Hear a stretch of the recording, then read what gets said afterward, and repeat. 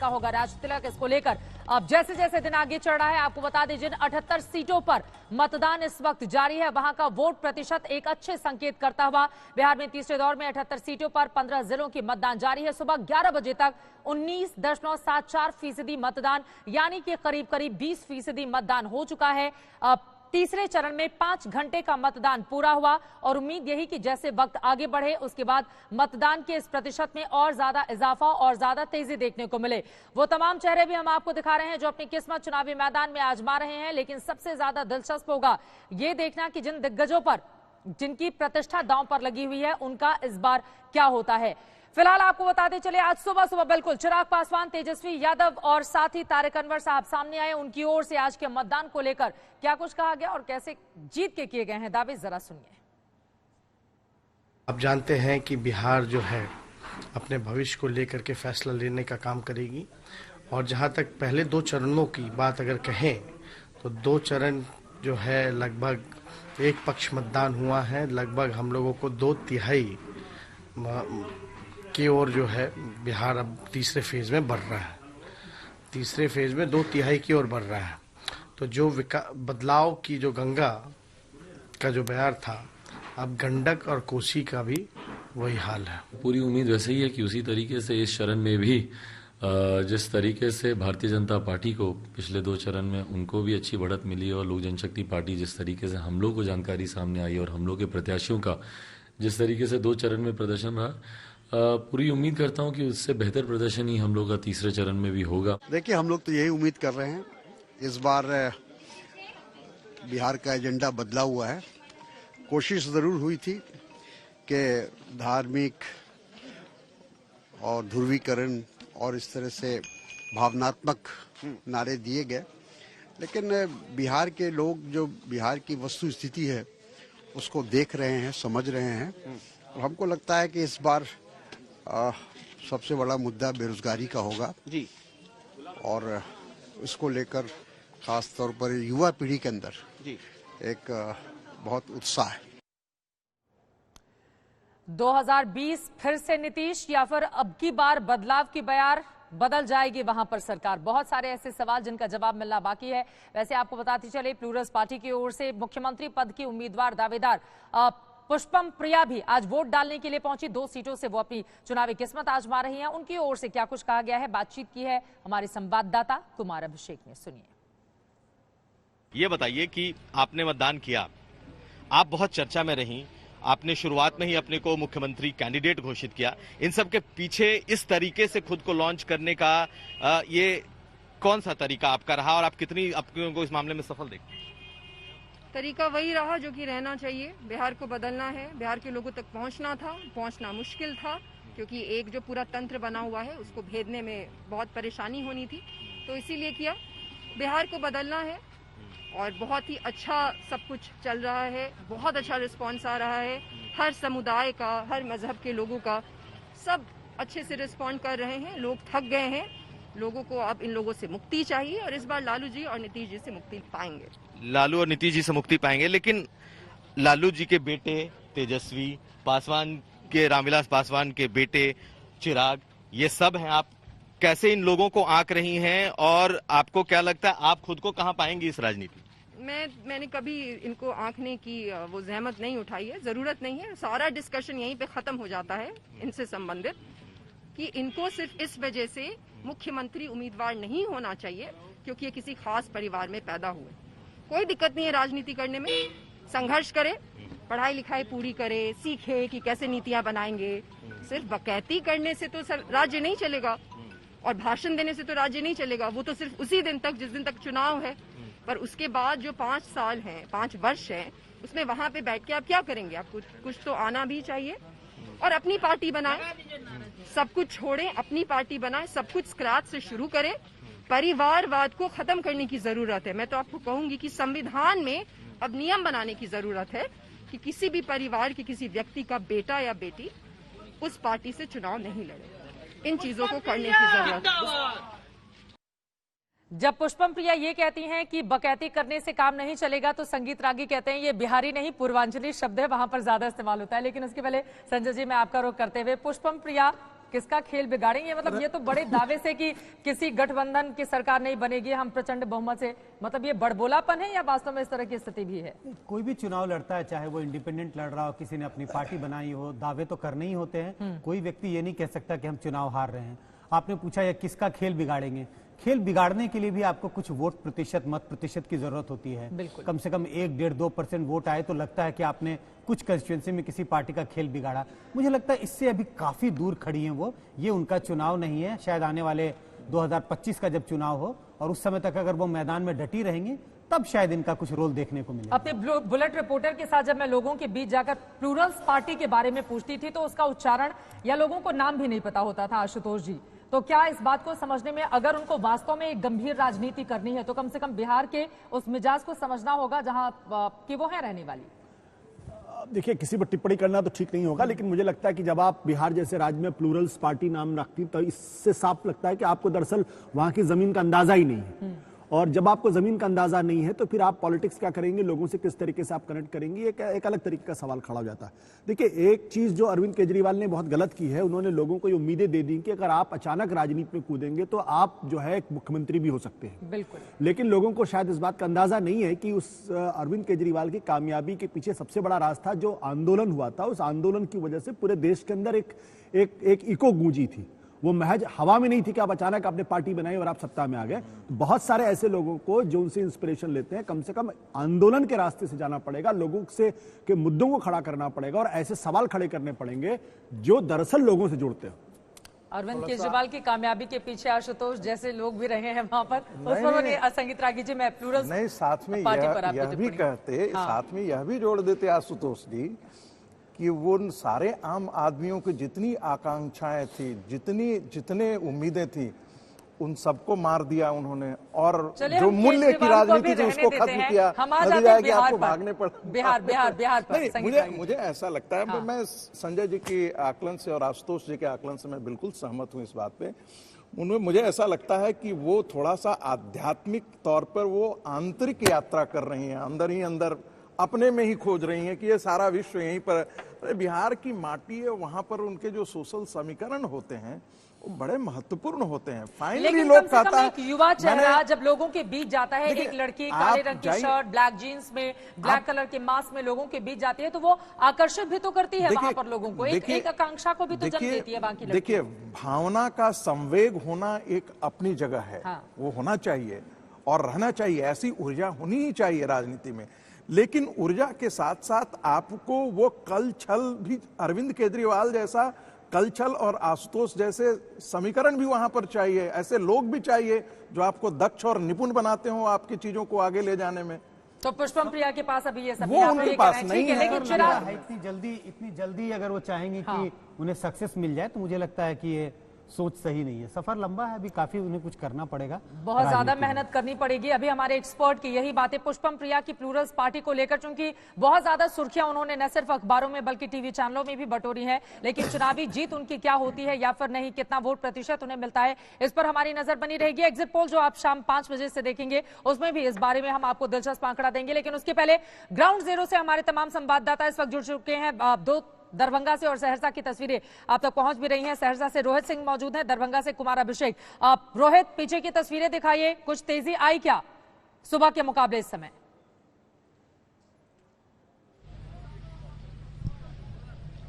देखिए चित्रा, एक बार हम दोबारा से आदर्श मतदान केंद्र पर पहुंचे हैं और यहाँ भी जो चुनाव आयोग ने इंतजाम किए थे उसके बाद हमने सुबह से देखा था काफी संख्या में जो वोटर हैं वो पहुंच रहे थे मतदान केंद्रों पर।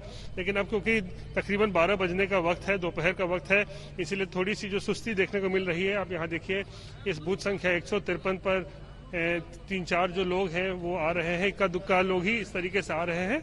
और खासकर 154 पे भी देखिए कुछ महिलाएं यहाँ पर खड़ी हैं, कुछ पुरुष मतदाता भी हैं। तो धीरे धीरे करके जो लोग हैं वो लगातार निकलते जा रहे हैं, लेकिन जरूरत है कि तेजी से वो निकलें और वोट करें ताकि वोट का जो टर्नआउट है, फाइनल टर्नआउट, उसमें जो है अच्छी संख्या देखने को मिल सके। क्योंकि पिछले 2 चरणों में हमने देखा तकरीबन 55% का जो है वो वोटिंग हुआ है। तो ऐसे में कोशिश होनी चाहिए कि वोटिंग परसेंटेज को बढ़ाया जा सके। चित्रा, वोटिंग प्रतिशत को बढ़ाया जा सके और चुनाव आयोग की कम से कम इस मामले में तारीफ करनी होगी। 2 चरणों का जब मतदान चल रहा था, मैं भी बिहार के अलग अलग पोलिंग बूथ पर गई थी जहां पर वोटिंग पड़ रही थी। चुनाव आयोग ने जबरदस्त इंतजाम किए हुए हैं, मतदाताओं को रुझाने के लिए, लुभाने के लिए, पोलिंग बूथ तक लाने के लिए पूरी कोशिश। रोहित कुछ बोलना चाह रहे हैं, रोहित बताइए। रोहित जी चित्रा, इस आदर्श मतदान केंद्र पर जो लवली आनंद है आरजेडी की, उनको जो टक्कर दे रहे हैं उम्मीदवार बीजेपी के आलोक रंजन, वो हमारे साथ इस वक्त है, आदर्श मतदान केंद्र पर पहुंचे हैं। आलोक जी, ये बताइए कैसा चल रहा है? लवली आनंद कड़ी टक्कर दे रही है आपको यहाँ से? नहीं, कहीं कोई टक्कर नहीं है, सीधा एनडीए के पक्ष में मतदान हो रहा है और बहुत भारी संख्या में हम लोग यहाँ जीतेंगे। तेजस्वी ने जितना बड़ा मुद्दा उठाया, बेरोजगारी का, रोजगार देने की बात कही, 10 लाख, ये तो लोगों से कनेक्ट किया, जोड़े लोगों ने इससे अपने आप को कनेक्ट कर लिया है। देखिए, मुद्दा जो कोई होता है ना, उठाने वाला जो व्यक्ति होता है, उसके विश्वसनीयता पर वह मुद्दा चलता है। तो राजद के लोग यदि रोजगार की बात करेंगे तो लोगों को लगेगा अपहरण का रोजगार करेगा, तो हत्या का रोजगार करेगा। जो उनका पूर्व का इतिहास रहा है वही देख करके ना रोजगार देंगे वो, और तो कोई रोजगार वो दे नहीं सकते हैं। उनके पास कोई रोजगार है देने की स्थिति है उनकी, सो बताइए हमको। वादा तो कर दिया 10 लाख। उस वादा से क्या होगा? वादा तो झारखंडों में लोग अपने मिलके किए थे, क्या क्या किया अभी तक, सो बताइए। तो जनता तो बहुत समझदार है ना, जनता समझती है कि कौन क्या कर सकता है। उसको अभी नरेंद्र मोदी पर भरोसा है, नरेंद्र मोदी जी का आत्मनिर्भर बिहार देख रहा है। वो कहाँ तेजस्वी जी का संपत्ति जमा करो अभियान में मिलेगा, सो हमको बताइए। अभी तक तो जो किए हैं अपना संपत्ति जमा करने के लिए रोजगार किए हैं, दूसरा तो कुछ किए नहीं। लवली आनंद क्या यहाँ से लगता है आपको टक्कर दे पाएंगे? हमको तो कहीं से नहीं दिखाई पड़ रहा है। तो आपकी जीत सुनिश्चित? बिल्कुल। तो चित्रा देख रही है कि बीजेपी जो है वो, उनका साफ तौर पे कहना है कि तेजस्वी यादव पे भरोसा नहीं हो रहा है और तंज कस रहे हैं तेजस्वी यादव पे। कह रहे हैं कि रोजगार किस प्रकार का देंगे, अपहरण का रोजगार देंगे जो कि, या फिरौती का रोजगार देंगे जो कि जंगल राज के समय में देखा जाता था। तो बीजेपी कहीं ना कहीं जो है जंगल राज पे ही जो है इस वक्त भरोसा कर रही है कि अगर इस मुद्दे को उछाला जा रहा है पूरे चुनाव में, ताकि लोगों के अंदर एक डर का माहौल पैदा हो, उन्हें याद दिलाया जा सके। बीजेपी वर्सेस आरजेडी का यहाँ पर मुकाबला है। जंगल राज के युवराज कहकर बार बार तंज कसा जाता है वहां पर आरजेडी के मुखिया पर, जो इस वक्त तेजस्वी यादव है, और इसी बात का जिक्र वहां पर बीजेपी के जो उम्मीदवार हैं वो भी करते हुए नजर आ रहे हैं। 2010 में इस सीट को बीजेपी ने जीता था, 2015 में आरजेडी ने इस सीट को बीजेपी से छीन लिया था। 20 में क्या होगा, ये बड़ा सवाल है। किशनगंज सीधे आपको लेकर चलते हैं। किशनगंज से कुमार कुणाल हमारे साथ जुड़े हुए हैं। कुमार, अभी की तस्वीर किशनगंज की क्या बता रही है? चित्रा, तस्वीर ये है कि 12 बजे है, आधा लगभग वोटिंग हो चुका है। 7 बजे से वोटिंग शुरू हुई थी। अब जो है रफ्तार सुस्त है, लेकिन यहाँ पर जो इंतजाम है, जो आप भी बात कर रही थी कि आपने कई चरणों में देखा। अब देखिए, ये जो हम दिखा रहे हैं कि ये सेल्फी खिंचवाने का जो आइडिया है, अब ये सेल्फी को लेकर के युवाओं को रिझाने की बात तो है, लेकिन सेल्फी को लेने के लिए सिर्फ युवा आए और या फिर रोजगार के बहाने आए, जैसा बीजेपी आरोप लगा रही थी। अभी आप बात कर रही थी रोहित से, तो रोहित के साथ जो बीजेपी के कैंडिडेट थे वो कह रहे थे क्या कि उनकी बात पर भरोसा नहीं है। लेकिन एक बात तो आप भी मानेंगे कि वो रोजगार का जो मुद्दा है वो लोगों में पैठ बना चुका है। तो ऐसे में क्या युवा निकल करके आएंगे? सुबह से निकल के आ रहे थे, अभी रफ्तार धीमी है। आपको हम दिखाएं कि बूथ किस तरीके से, बहुत ज्यादा यहाँ पर चहल पहल नहीं है। ज्यादातर जो है वो मतदान अधिकारी समय यहाँ पर नजर आ रहे हैं। लेकिन जैसा कहा जाता है, ये सीमांचल का इलाका है, किशनगंज का इलाका है, मुस्लिम बहुल इलाका है, और यहाँ पर वोटिंग जो होती है वो सेकेंड हाफ में ज्यादा होती है। यानी 12 बजे के बाद 1 बजे से जब लंच टाइम होता है उसके बाद ज्यादा वोटिंग होती है, ऐसा यहाँ पर माना जाता है। तो उम्मीद यही है क्या कि जब दोपहर के बाद का समय होगा तो लोग निकलेंगे, खासतौर पर महिलाएं उसके बाद ज्यादा निकल के आती हैं। बिहार में तीसरे दौर का मतदान चल रहा है और सब इंतजार इस बात का कर रहे हैं कि बिहार में क्या होने वाला है। बड़ी मुश्किल होती है इस बात को समझना कि बिहार के मतदाता के मन में क्या चल रहा है। हालांकि आज तक के एग्जिट पोल के जरिए आप सटीक आंकड़े जरूर देख सकते हैं कि आज के मतदान के बाद यहां पर होने क्या वाला है।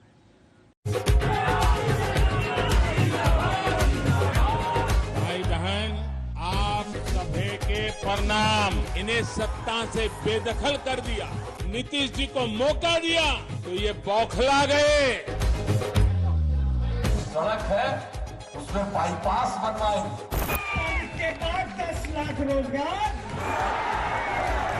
तो कीजिएगा कि नहीं कीजिएगा, जिताइएगा। आप पैसा कहाँ से लाओ? जिसके चलते अंदर गए उसी पैसा से होगा। 12 बड़े निर्णय हम लेकर आए। Bihar first, Bihari first. जिया हो बिहार के लाला।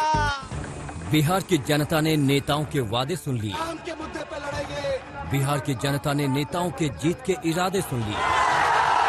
बिहार में फिर एक बार एनडीए सरकार बनने जा रही है और ये मेरा अंतिम चुनाव है। अंत भला तो सब भला।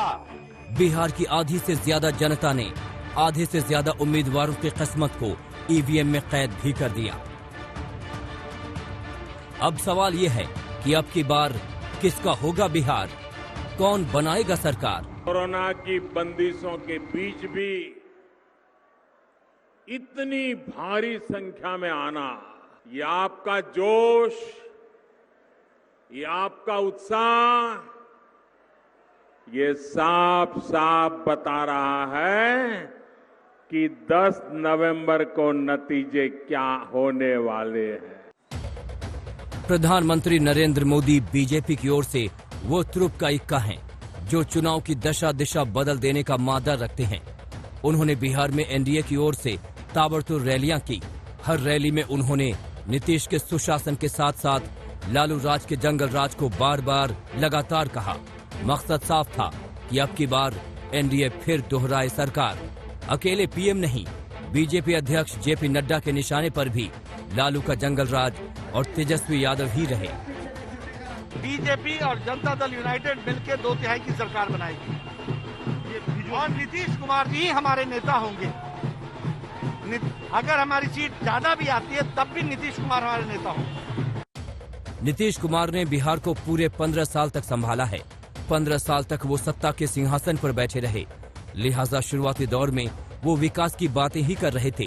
वो जनता को बता रहे थे कि कैसे लालू के शासन में अपराध था और कैसे उन्होंने अपराध पर काबू पाया और बिहार को विकास की ओर भी ले गए। काम होने के बाद कोई अपने घर से नहीं निकल पाता था और जिस तरह से हम सब लोगों को जब आप लोगों ने काम करने का मौका दिया, हम लोगों ने अपराध से छुटकारा दिलवाया, तरक्की के रास्ते पर ले जाने की कोशिश की। इस चुनाव में एनडीए ने पूरा दमखम झोंक दिया, मगर दूसरी ओर एनडीए को परास्त करने के लिए तेजस्वी यादव भी कहीं कमजोर नहीं दिखे। तेजस्वी रैलियों का रिकॉर्ड बना रहे थे। वो ताबड़तोड़ जनसभाएं कर रहे थे और हर जनसभा में भरोसा दिला रहे थे कि अब की बार वही करेंगे बिहार का उद्धार। नीतीश जी का विदाई तय है ना? जब तय है तो हमने भी फैसला किया है कि मुख्यमंत्री रहते पहला कदम अगर मेरा चलेगा तो एक साथ देश के इतिहास में पहली बार 10 लाख नौजवानों को सरकारी नौकरी पहले मंत्रिमंडल की बात करेगा। रोजगार के मसले पर बिहार की जनता के बीच उतरे तेजस्वी यादव नीतीश कुमार को थका हुआ साबित करने में लगे थे। उनकी भावभंगिमाएं बता रही थीं कि उनके मन में चुनाव जीतने की तड़प है, मगर दूसरी ओर चिराग पासवान थे। चिराग को अपनी जीत से ज्यादा नीतीश कुमार की हार का इंतजार रहा। अपनी हर रैली में वो सिर्फ नीतीश पर हमलावर रहे।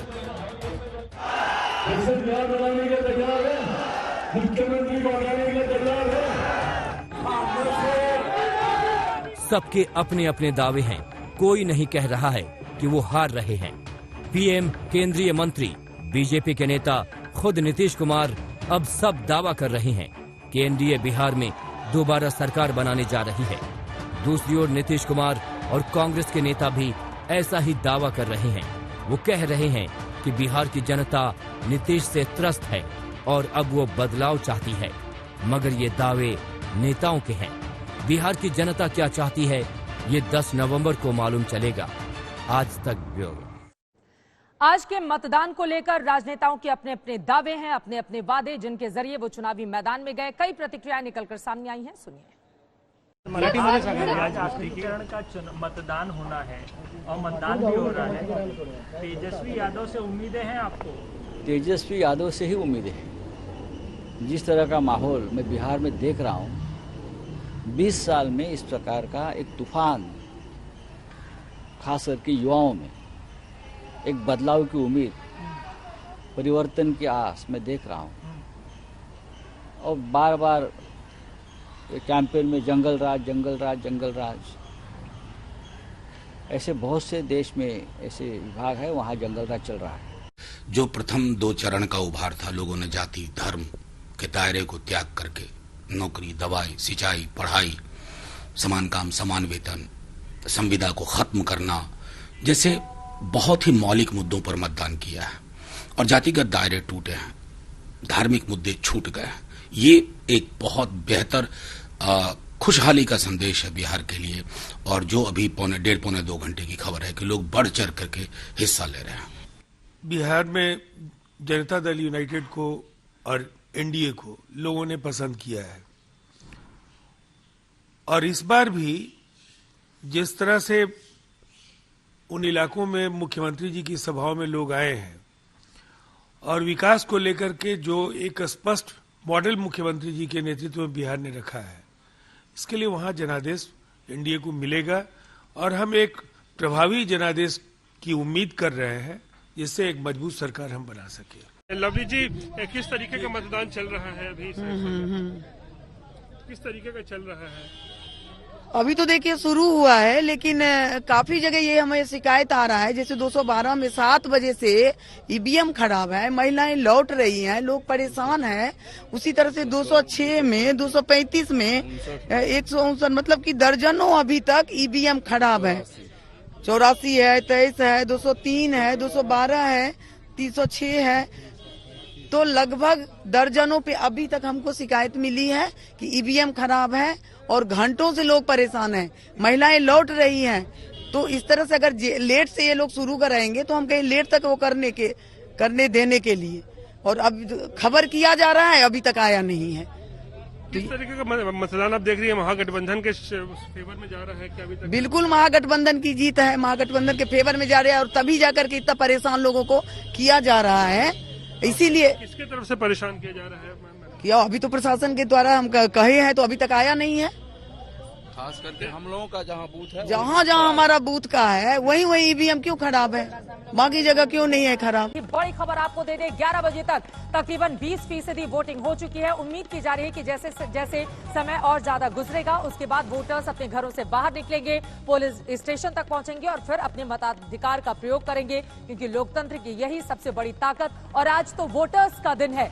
फिलहाल आपको कंप्यूटर बाबा की मदद से दिखा देते हैं कि अब तक कितने फीसदी मतदान हुआ है। ये 78 सीटों पर 15 जिलों की वोटिंग लगातार जारी है। अपने आप में ये इलाके काफी ज्यादा महत्वपूर्ण जो आपको दिखा रहे हैं। सीमांचल की 24 सीटों पर वोटिंग हो रही है। पश्चिम बंगाल से जुड़ा हुआ किशनगंज, जहां पर सबसे ज्यादा तकरीबन 60% से ज्यादा मुसलमान वोटर हैं। ये बीच का पूरा इलाका, आपको बता दें कि सहरसा, सुपौल, ये मधेपुरा, ये तमाम वो इलाके जो यादव बहुल माने जाते हैं और यहाँ पर अपने अपने पक्ष में लाने की कोशिश खासतौर से महागठबंधन की ओर से की जा रही है। तेजस्वी यादव M-22 समीकरण के चलते आगे बढ़ना चाहते हैं।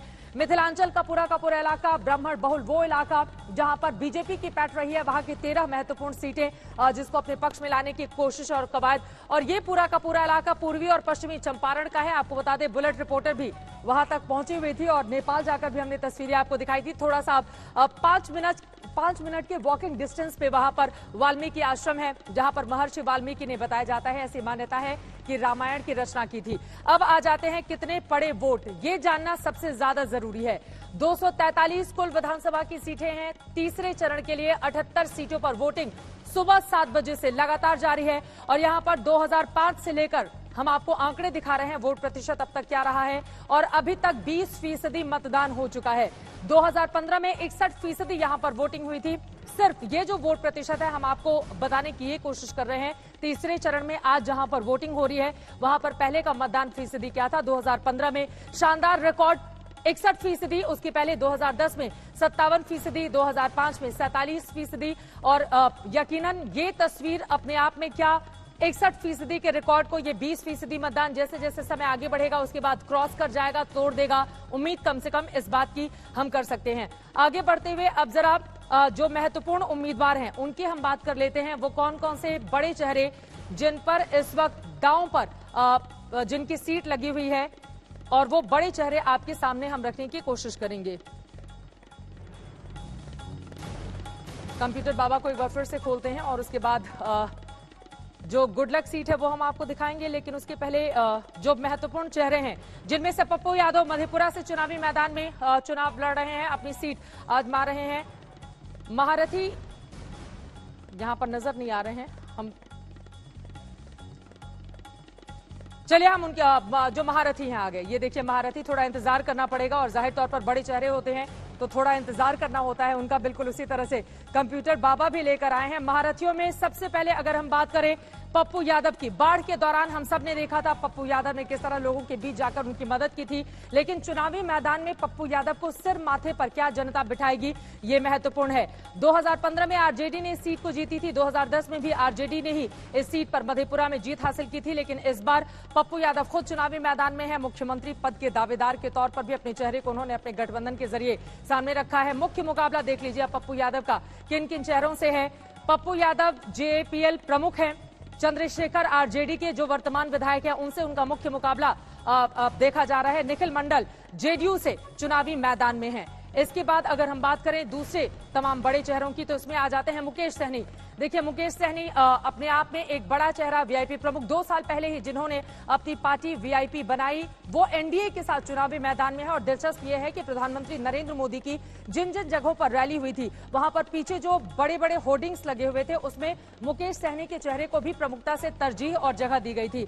वीआईपी के प्रमुख हैं मुकेश सहनी। 2015 में जेडीयू ने इस सीट पर जीत हासिल की थी, 2010 में भी जेडीयू ही विजेता रही थी। इस बार सिमरी बख्तियारपुर में मुकेश सहनी क्या कमाल कर पाते हैं ये देखना महत्वपूर्ण होगा। और उनके सामने जो प्रमुख उम्मीदवार हैं यूसुफ सलाहुद्दीन आरजेडी से, जबकि एलजेपी से संजय कुमार सिंह चुनावी मैदान में है। ये किसका खेल कहां पर बिगाड़ेंगे ये देखना दिलचस्प रहेगा। मुकेश सहनी के बाद अब बात करेंगे लवली आनंद की। ये भी एक प्रमुख चेहरा जिसके ऊपर सभी की निगाहें टिकी हुई है। लवली आनंद आरजेडी से सहरसा से चुनावी मैदान में है। पूर्व सांसद, 2015 में सहरसा सीट आरजेडी ने जीती थी, 2010 में बीजेपी जीत हासिल की थी। आपको बता दें सहरसा वो सीट है जहां से जेडीयू आज तक कभी भी जीत हासिल नहीं कर पाई है।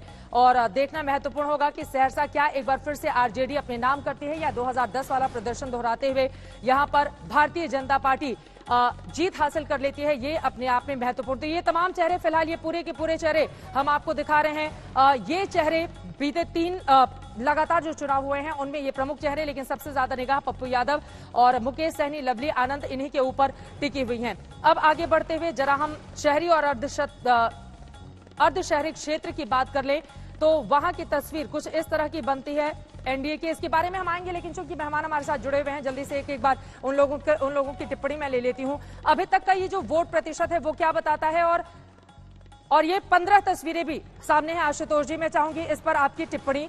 इसके साथ ही जो एक बड़ा बयान जिसकी चर्चा अभी तक हमारे और आपके बीच नहीं हो पाई है वो है नीतीश कुमार मुख्यमंत्री का ये कहना कि ये मेरा आखिरी चुनाव है, अंत भला तो सब भला।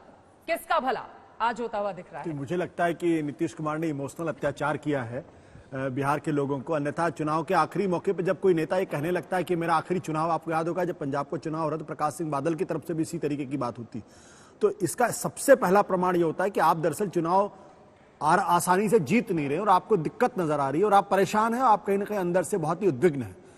नीतीश कुमार एक ऐसे पॉलिटिशियन है जिनको मैं कम से कम 30 साल से जानता हूं, जो अपनी शालीनता के लिए जाने जाते हैं, विनम्रता के लिए जाने जाते हैं और बहुत ही कैलकुलेटेड तरीके से कोई बात कहते हैं। और इस बार तो कई जगहों पर उनकी बेचैनी भी साफ नजर आई जब मंच से ही डांटते हुए वो दिखाई दिए तमाम लोग। मंच से डांट, देखिए वो एक अलग सवाल है, लेकिन जिस तरीके से उन्होंने लालू यादव के परिवार पे और उनके बच्चों पर टिप्पणी की, उनकी पत्नी पर टिप्पणी की, वो कम से कम नीतीश कुमार जैसे सीनियर पॉलिटिशियन को शोभा नहीं देता है। और उनको कम से कम इन सब चीजों से बचना चाहिए। अगर उनको लग रहा है कि चुनाव में उनकी कमजोरी सामने आ रही है या उनको हार हो रही है या लोग उनकी बातों को नहीं सुन रहे हैं तो उसका एक और तरीका निकाल सकते हैं। लेकिन जब नेता अंत में ये बोले कि मेरा आखिरी चुनाव है, तब आप समझ लीजिए कि वो दीवार पे लिखी हुई इबारत को बहुत स्पष्ट तौर पर पढ़ रहा है और उनको लग रहा है कि अब वो अगली मुख्यमंत्री नहीं होने वाले। मतलब आपका ये कहना है कि इमोशनल अत्याचार करने की कोशिश यहाँ पर नीतीश कुमार की ओर से की गई है। संजय जी, अब मैं सीधे आपका आरोप करते हुए, ये चुनावी दांव है, दर्द है या फिर सियासी सरेंडर, क्या कहा जाए इसको? तीनों शब्दों का आपने इस्तेमाल कर लिया, मेरे लिए कोई शब्द नहीं छोड़े। ये चुनावी दर्द भी है, ये दांव भी है और मुझे लगता है कि ये आखिरी, क्योंकि कई बार लोग ये कह रहे थे कि अगर दांव होता तो ये आखिरी दिन क्यों चलते। बिल्कुल, क्योंकि अगर ये आखिरी वक्त पर उन्होंने नहीं किया होता और पहले दौर से उन्होंने इस बात की गुहार लगानी शुरू कर दी होती तो शायद उनकी छवि और गिर गई होती।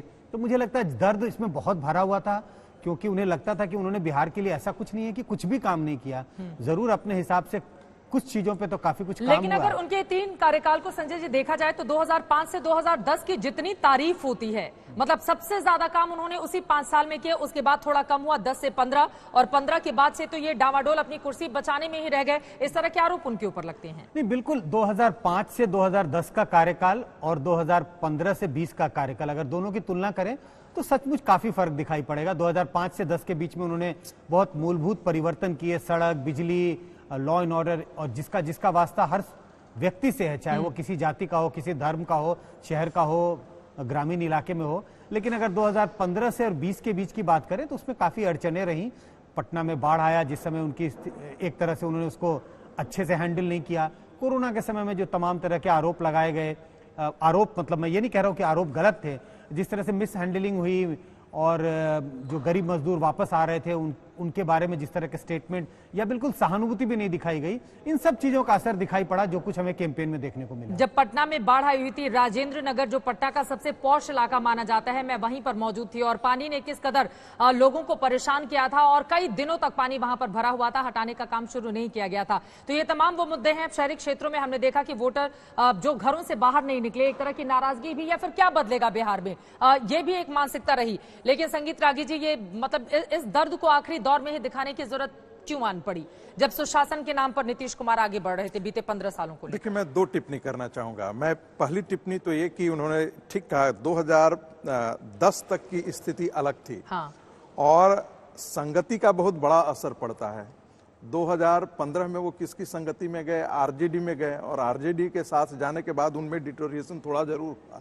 दूसरी बात मैं ये कहना, अगर 15 सालों से आप 18 महीने निकाल दें, बाकी तो संगत आप ही लोगों की थी ना। मैंने कहा उसके बाद 2017 के बाद से मोदी जी के संगत और खराब हो गई। लेकिन मोदी जी ने कहा कि मुझे बहुत कम समय मिला है नीतीश कुमार के साथ काम करने का। दूसरी बात में देखिए, हम जरा कैंपेन पर हम लोगों ने अभी तक बात नहीं किया है।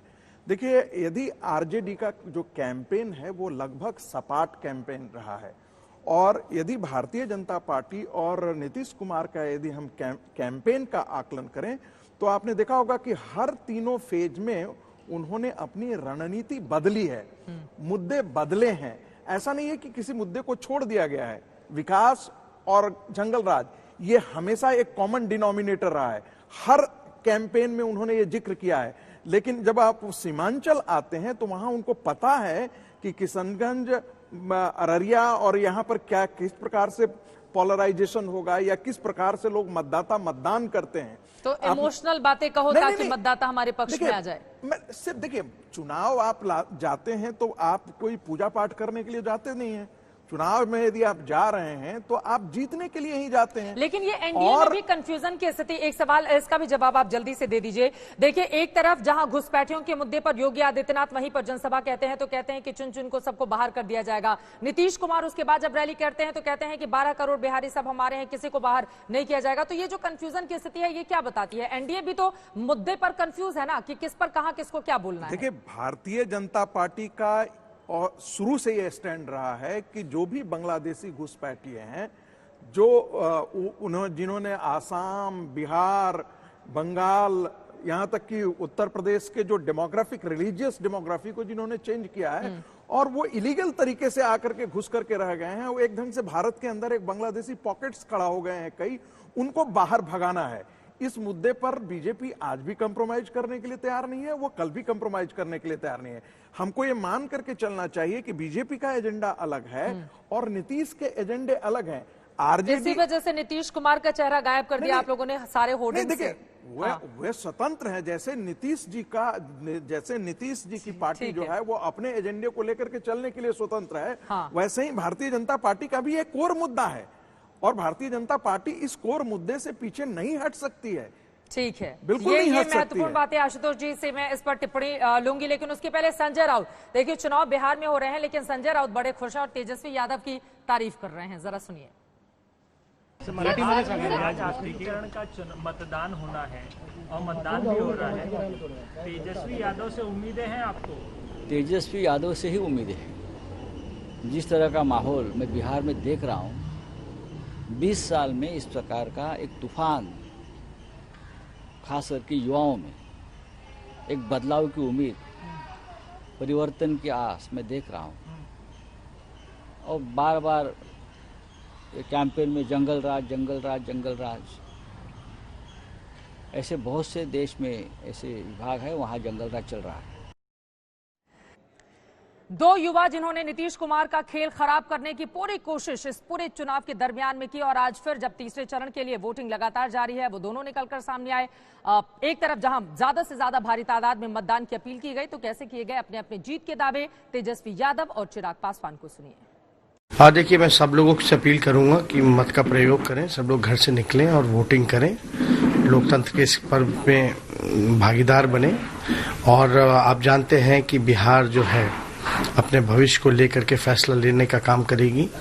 और जहां तक पहले 2 चरणों की बात अगर कहें तो 2 चरण जो है लगभग एक पक्ष मतदान हुआ है, लगभग हम लोगों को 2/3 की ओर जो है बिहार अब तीसरे फेज में बढ़ रहा है। जिस तरीके से 2 चरण में प्रदर्शन रहा, पूरी उम्मीद करता हूं कि उससे बेहतर प्रदर्शन ही हम लोग का तीसरे चरण में भी होगा। मुझे लगता है तमाम इन विषयों को ध्यान में रखते हुए बिहार की जनता मतदान करेगी। बस ये आग्रह इतना जरूर करता हूं कि जरूर निकलें, घर से बाहर जाएं, मतदान करें, आपका अधिकार है, मताधिकार का प्रयोग जरूर करें। और यही मौका है कि बिहार के अगले 5 साल को हम लोग बेहतर बना सकते हैं, पिछले 15 सालों से बेहतर बना सकते हैं।